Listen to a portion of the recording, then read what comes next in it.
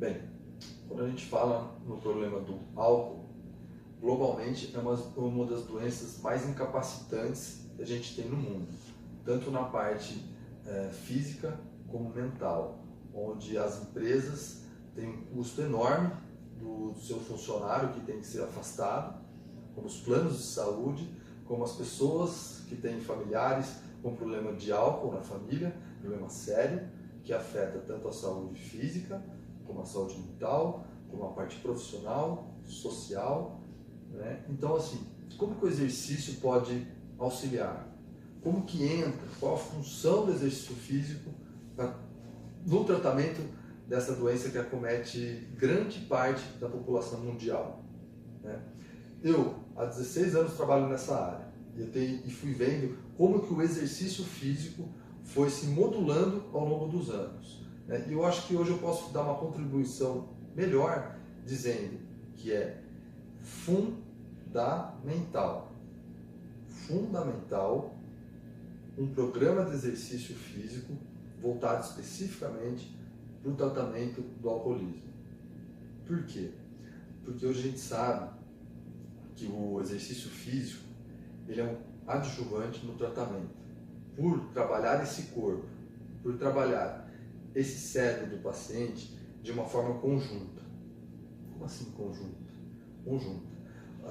Eu preciso do meu movimento, eu preciso do meu corpo para que meu cérebro consiga liberar algumas substâncias endogenamente. O que é endogenamente? Onde eu mesmo produzo o meu prazer, através de uma tarefa, nesse caso, a tarefa do exercício físico.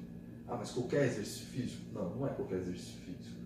A gente vem ao longo dos anos estudando e temos visto através de pesquisas, tanto no modelo animal, que são aqueles ratinhos que ficam correndo naquela roda, como agora alguns novos, né, nos últimos 5 anos, grandes projetos mostrando a eficácia do exercício aeróbio, né, no humor, né? E o humor desses pacientes, ele oscila muito, né? Então é importante ver como que o exercício físico consegue, né, juntamente com terapia, com a parte medicamentosa, tentar estabilizar de uma forma melhor esse paciente, né? Então o paciente que faz um treinamento físico, ele consegue ter um humor mais modulado, né? Pelo menos é a nossa tentativa, e a gente consegue ver isso através dos resultados, né? É um paciente que consegue não só ir melhorando ao longo dos estímulos que são dados com exercício físico, mas as respostas dele aos estímulos ambientais também melhoram. Ele melhora na terapia, o efeito do exercício, ele com essa máquina cardíaca, que é o coração, funcionando melhor, né, no corpo, que é onde o sangue circula melhor, né, ele vai responder melhor ao medicamento. Aonde? No cérebro. Né? Então, o paciente, quando a gente pega um paciente onde ele pratica exercício físico, ou ele começa a iniciar um programa de exercício físico, a gente tende a pensar que esse paciente terá uma melhora no seu tratamento. E isso é diferente daquele paciente que não gosta de fazer ou não faz, né? Demora para ele engrenar o tratamento, né? Então, acho que é fundamental a presença do exercício físico, a presença do profissional da educação física nas equipes multidisciplinares, sempre baseado nos protocolos já existentes e nas pesquisas já existentes, que a gente já tem uma gama de pesquisas que a gente pode muito bem levar para o nosso consultório, levar para o nosso trabalho com relação ao exercício físico.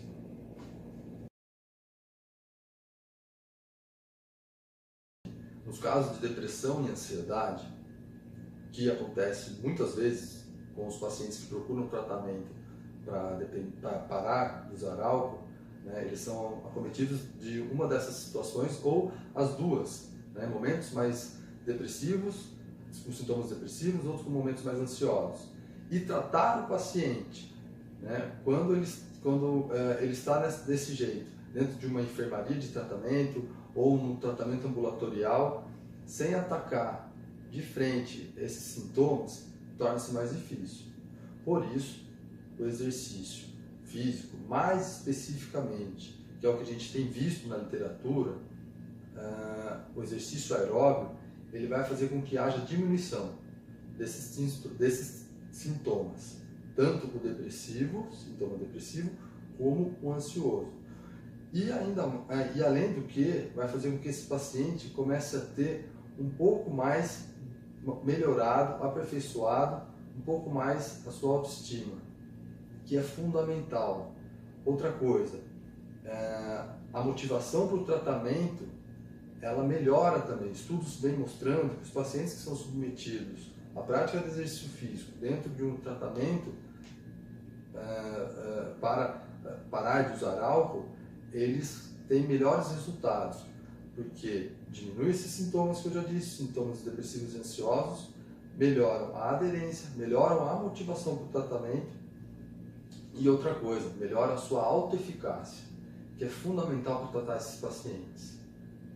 Então, como eu disse, é muito importante, porque também faz com que esses sintomas sejam trabalhados, diminuídos ao longo do tratamento. Bem, quando a gente fala da situação de abstinência pelo álcool, eu imagino que esse paciente está pelo menos há 3 dias sem usar álcool, né? O paciente alcoolista crônico, quando ele está 3 dias sem usar álcool, é uma situação muito grave, né? Tem pacientes que têm delírio tremens, né? Aquela situação onde há um alto risco. Neste caso, atividade física nem é indicada. Mas aquele paciente que tem uma síndrome de abstinência leve, onde ele consegue executar as atividades do dia a dia, né, mas que fica muito ansioso, a pressão arterial eleva, né, fora que ele fica com pensamentos recorrentes para usar álcool, né, se ele puder, foi liberado pelo médico para fazer exercício físico, o melhor exercício físico serão aqueles exercícios aeróbicos. Caminhar, pedalar em baixa intensidade. Se esse paciente, apesar de ser alcoolista, ele tem praticado exercício físico, né, porque muitos dos pacientes têm problema com álcool, são alcoolistas e praticam atividade física diariamente, né? Se ele conseguir fazer isso, ele pode nadar, pode correr, pode remar. São exercícios onde o coração é trabalhado, onde o oxigênio é o combustível para a prática desse exercício, né? E por que o exercício aeróbio é o mais indicado? Porque é aquele onde o paciente, além de diminuir os sintomas depressivos e ansiosos, ele vai ter uma melhor irrigação, mesmo que o exercício seja agudo. O exercício agudo é aquele que é feito um dia só, por um momento, né? Todo mundo que faz pelo menos 40 minutos de exercício aeróbio, ele vai ter uma leve irrigação desta região, do córtex pré-frontal, né, que cronicamente vai ajudar esse paciente na tomada de decisão, vai ajudar esse paciente a elaborar como que ele vai se posicionar frente ao seu tratamento, né, e também vai fazer com que esse paciente consiga ter uma baixa da sua ansiedade, que é muito, muito, muito importante nesse primeiro momento de abstinência, né, onde ele vai poder se acalmar um pouco mais, além de tirar o pensamento dele obsessivo pelo uso da droga e também pelo desprazer que ele está sentindo, porque ele sente muito desprazer. Então ele troca agudamente, que seja, o desprazer pelo não uso da droga, que é físico, pelo uso do álcool, que é físico, por um prazer, mesmo que seja imediato, né, da liberação de algumas substâncias, como endorfina, serotonina, endocannabinoides, que é produzido através do exercício aeróbico. Bem, atualmente a gente que eu digo, quem trabalha na área de exercício físico e dependências em geral, né, e álcool, a gente está vivendo um cenário muito frutífero, né, nas pesquisas, porque a gente tem ferramentas que nos auxiliam a falar da importância do exercício físico com muita propriedade, né? Dentre as ferramentas, a gente tem a ressonância magnética de crânio, né? Então, o paciente ele faz exercício, né? A gente pega, por exemplo, o cérebro de um paciente sem exercício, ele faz atividade física, ele entra de novo numa máquina de ressonância e você vê a ativação do cérebro, né? Isso é muito legal para quem trabalha com isso, porque tem essa ferramenta importante para dizer, olha, realmente, o exercício ele faz com que há uma ativação das regiões do cérebro importante nas funções que está relacionado ao processo de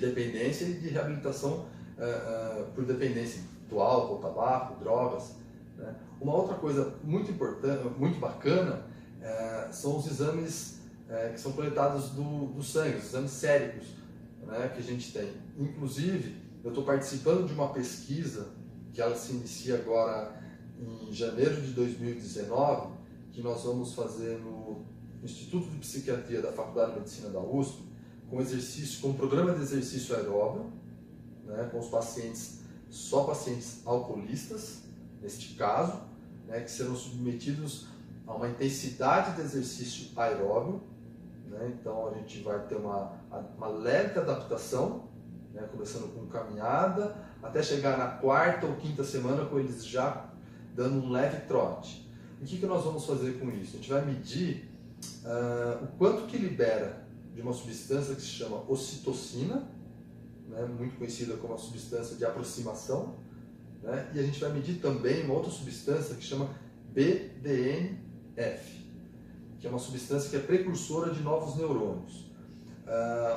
A ideia né, o que a gente vem estudando é que quanto mais a gente puder medir quanto que o exercício, quantos protocolos de exercício libera de substâncias e o quanto que isso vai melhorar a aderência do paciente, a diminuição da fissura do paciente, o bem-estar desse paciente, né, a motivação, a gente tem mais condições de comprovar sem ficar só com aquela ideia de que melhora, ok, bota o tênis e vai correr, né? É bom, mas quando a gente tem parâmetros, né, e quando a gente tem isso comprovado, né, ressonância, sangue, protocolos, né, fica muito melhor para se pensar num tratamento completo, num tratamento mais focado realmente na doença. É isso, eu agradeço o convite, muito obrigado.